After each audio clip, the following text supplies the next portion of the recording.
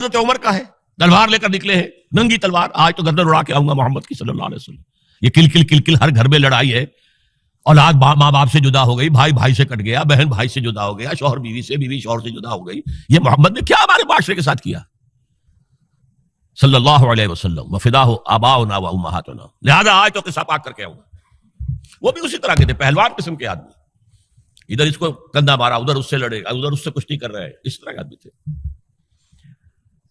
اب حضرت حذیفہ درمیان میں مل گئے، کہا جا رہا ہے عمر کہ آج محمد کا بس میں قصہ پاک کرنے جا رہا ہوں صلی اللہ علیہ وسلم۔ وہ ایمان لا چکے تھے، انہیں پتہ نہیں تھا۔ ان کا تم محمد کو جا رہے ہو قتل کرنے، اپنی بہن اور بہنوئی کو تو جا کے دیکھو، وہ ایمان لا چکے، فاطمہ بنت خطاب اور سعید ابن زید۔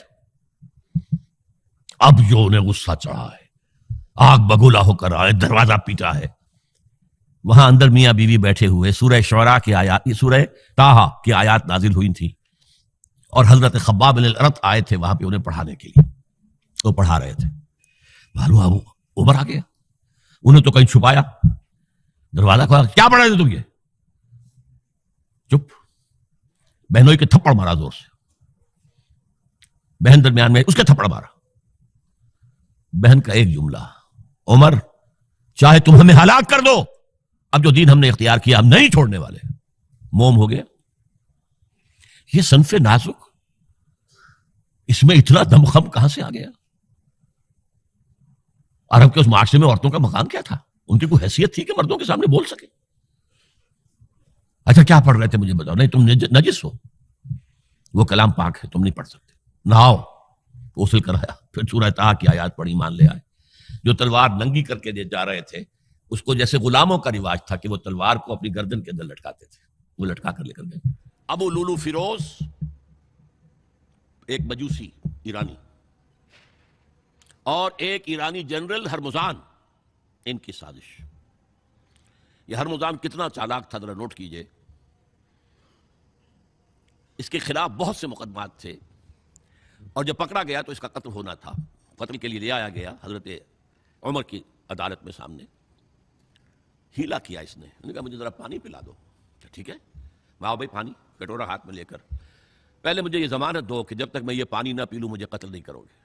ہاں ہاں ہاں تم پی لو پانی، ہم نہیں قتل کریں گے، پانی پی لو۔ کٹورا پھینک دیا، کرو قتل مجھے اب۔ جب تک میں یہ پانی نہیں پی لوں تو مجھے قتل نہیں کرو۔ کہاں سے لاؤ گے وہ پانی؟ اب چھوٹ گیا۔ لیکن پھر جو سازش کی ہے ابو لولو کے ذریعے سے، ابو لولو غلام تھے کسی صحابی کے، انہوں نے مکاتبت کی ہوئی تھی کہ اتنا اگر تم پے کرتے رہو گے تو اتنے عرصے میں تمہیں میں آزاد کر دوں گا۔ آ کے حضرت عمر سے شکایت کی کہ بہت زیادہ مجھ پر رقم ڈالی ہوئی ہے انہوں نے۔ حضرت عمر نے پوچھا تم کام کیا کیا جانتے ہو؟ میں یہ بھی جانتا ہوں، یہ بھی جانتا ہوں، یہ بھی جانتا ہوں، یہ بھی جانتا ہوں۔ فرمایا پھر یہ زیادہ نہیں ہے۔ اور دیکھو اس نے کہا میں چکی بھی بناتا ہوں، ایک چکی میرے لیے بھی بنانا۔ کہا آپ کے لیے تو میں وہ چکی بناؤں گا جو رہتی دنیا تک یاد رہے گی۔ وہ شخص جس نے قتل کیا، سمجھا یہ گیا تھا کہ یہ اس پلر پر کھڑا ہوا ہے سارا دین کا نظام۔ عمر عمر واقعی عظیم ترین شخصیت، آپ کو معلوم ہے ڈاکٹر مائیکل ہارٹ جو 100 پوری دنیا کے عظیم انسانوں کا جو اس نے چناؤ کیا ہے، 100 کا عظیم ترین انسانوں کا، نمبر 1 پر حضور ہے تو نمبر 50 پر حضرت عمر ہے، مسلمان اور کوئی شامل نہیں ہے۔